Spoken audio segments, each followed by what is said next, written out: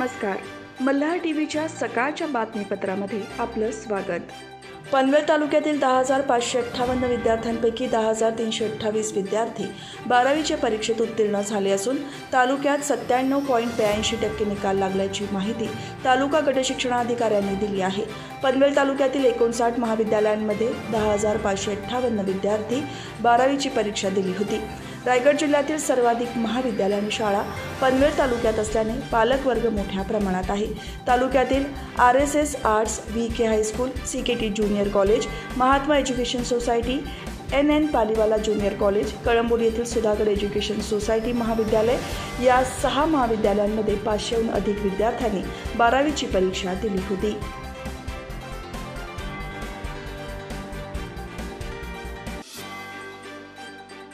दरवर्षीप्रमाणे यंदा देखील बुद्ध पौर्णिमेच्या रात्री कर्नाळ पक्षी अभयारण्यात प्राण्यांची गणना करण्यात येणार आहे. अनेक वर्षांपासून सुरू असलेल्या या प्रक्रियेला शास्त्रीय पुरावा नसल्याने आता या प्रक्रियेला निसर्ग अनुभव नाव देण्यात आले आहे.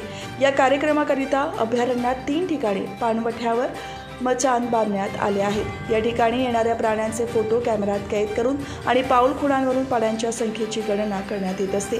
निसर्ग अनुभवायचा असेल तर हा दिवस प्राणीप्रेमी आणि निसर्ग अभ्यासकांसाठी पर्वणीचा दिवस ठरत असल्याने देशभरातील आयोजित कार्यक्रमात असंख्य प्राणीप्रेमी आणि अभ्यासक भाग घेत असतात. कर्नाळा पक्षी अभयारण्यात उद्या आणि परवा निसर्ग अनुभवाच्या कार्यक्रमाचे आयोजन करण्यात आले आहे. याकरिता अभयारण्य परिसरातील कल्हे तसेच आपटा अशा 3 पाणवठ्याच्या ठिकाणी मचाण तयार करण्यात आले असून या ठिकाणी तैनात वनविभागाच्या कर्मचाऱ्यांकडून ट्रॅक कॅमेऱ्याच्या सहाय्याने पाणवठ्यावर येणाऱ्या प्राण्यांची गणना करण्यात येणार असल्याची माहिती कर्नाळा पक्षी अभयारण्याचे वन अधिकारी नारायण राठोड यांनी दिली आहे.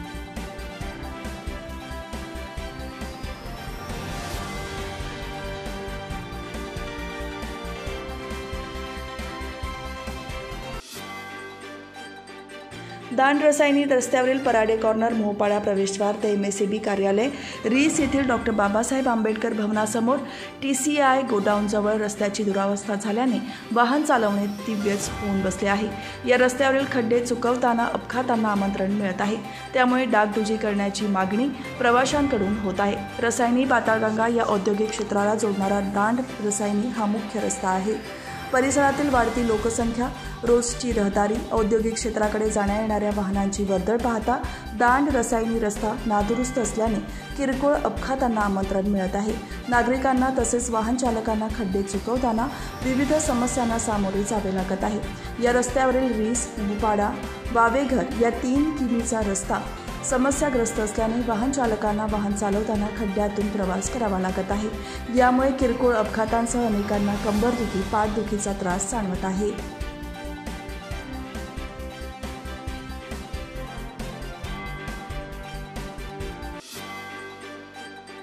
माजी पंतप्रधान स्वर्गीय राजीव गांधीच्या स्मृतींना वंदन करून पनवेल महापालिकेच्या मुख्यालयात दहशतवाद आणि हिंसाचार विरोधी दिनानिमित्ताने शपथ घेण्यात आली.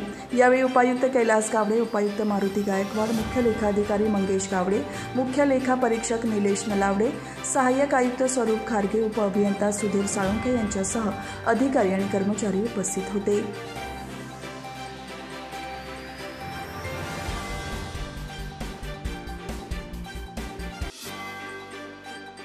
महाराष्ट्र राज्य शिक्षण मंडळात मार्फत घेण्यात आलेल्या 12वीच्या परीक्षेचा निकाल मंगळवारी ऑनलाईन जाहीर करण्यात आला आहे. यंदाच्या निकालाच्या टक्केवारीत कोकण विभागीय मंडळ प्रथम ठरलं आहे.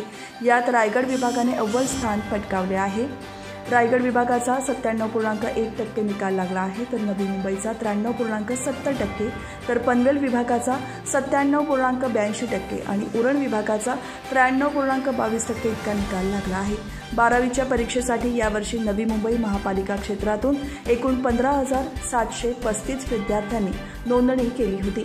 त्यापैकी 15,649 विद्यार्थी परीक्षेला बसले होते. यात 8,282 मुले आणि 7,376 मुलींचा समावेश होता. त्यामधून 7,705 मुले तर 6,959 मुली उत्तीर्ण झाल्या आहेत. दरवर्षीप्रमाणे यंदा देखील 12वीच्या परीक्षेत मुलींनी बाजी मारली आहे। पनवेल शहरामधून 12वीच्या परीक्षेकरिता 5,478 मुले आणि 5,101 मुली अशा 10,579 विद्यार्थ्यांनी नोंद केली होती। त्यापैकी 5,464 मुले आणि 4,049 मुलींनी प्रत्यक्षात परीक्षा दिली होती। पनवेलमधून देखील मुलींनी निकालात बाजी मारल्याचे चित्र दिसत आहे। पनवेलचा एकूण निकाल 97.82% लागला आहे।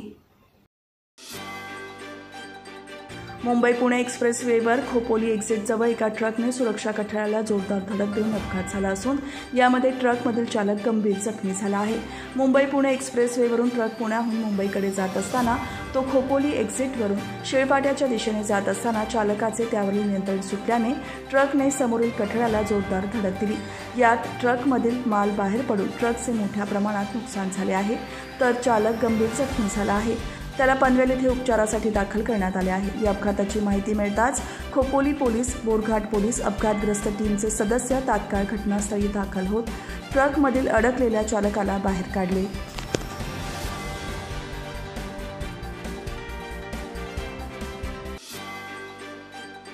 कोकण रेल्वे सातत्याने तिकीट तपासणी मोहीम राबवत आहे। या मोहिमेअंतर्गत एप्रिल 2024 मध्ये एकूण 15,129 अनधिकृत अनियमित प्रवासी विना तिकीट आढळून आले असून त्यांना दंड आकारण्यात आला आहे। यामध्ये एकूण 2,69,85,256 रुपये म्हणजेच जवळपास 2.25 कोटींचा दंड वसूल करण्यात आला आहे। कोकण रेल्वेवरील अनियमित प्रवाशांकडून वसूल करण्यात आलेला हा आत्तापर्यंतचा सर्वाधिक दंड आहे।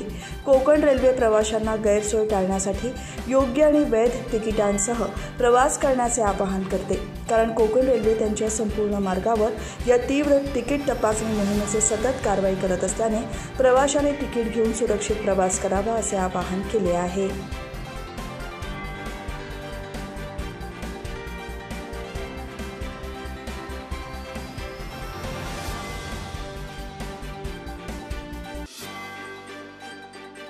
तीन दिवसांची विश्रांती घेतल्यानंतर आता पुन्हा पोलादपुरात मंगळवारी सायंकाळी तुफानी पाऊस सुरू झाला। वादळामुळे झाड कोसळून घरांचे अंशतः नुकसान झाल्याची माहिती प्राप्त झाली आहे। या पावसामुळे महावितरणच्या विद्युत वाहिनी तारा तुटल्याने वीज प्रवाह खंडित झाला, तर अनेक ठिकाणी घरांची कौले उडून गेली। पोलादपूर तालुक्यात 3 दिवस पावसाने हजेरी लावल्यानंतर आंबा बागायतदार शेतकऱ्यांचे नुकसान केले।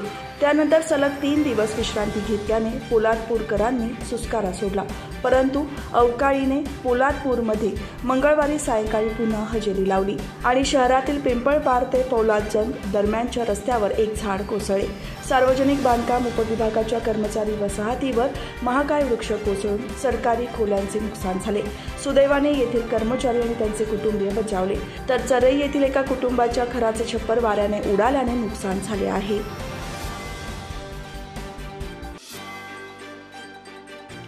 पुण्यातील कल्याणीनगर जंक्शन भागात नंबर प्लेट नसलेल्या पोर्श कारने मोटरसायकलला धडक दिली होती। या अपघातात 2 दुचाकीस्वारांचा मृत्यू झाला होता। या प्रकरणी आता पुणे पोलिसांनी अल्पवयीन आरोपीच्या वडिलांसह बार मालक आणि मॅनेजरला अटक केली आहे। या प्रकरणातील आरोपी अल्पवयीन असल्याने त्याच्या वडिलांविरोधात गुन्हा दाखल करण्यात आला होता, मात्र तेव्हापासून ते फरार होते। पोलिसांकडून त्याचा शोध सुरू होता। या दरम्यान मंगळवारी पहाटे त्यांना छत्रपती संभाजीनगर भागातून अटक करण्यात आली। याशिवाय बार मालक आणि मॅनेजरलाही अटक करण्यात आली। आरोपी 17 वर्षांचा अल्पवयीन असतानाही त्यांनी त्याला मद्य दिले असा आरोप त्यांच्यावर करण्यात आला आहे। रविवारी पहाटे झालेल्या या अपघातानंतर पोलिसांनी आरोपीला ताब्यात घेतले होते। त्यानंतर त्याला विशेष हॉलिडे कोर्टात हजर केले होते। त्याची रवानगी पोलीस कोठडीत करण्यात यावी, तसेच आरोपी 17.5 वर्षांचा असल्याने त्याला प्रौढ समजून खटला चालवला जावा अशी मागणी करण्यात आली होती, मात्र न्यायालयाने ही मागणी फेटाळून लावत आरोपीला जामीन मंजूर केला होता। तसेच अपघातावर 300 शब्दांचा निबंध लिहावा असे आदेश दिले होते।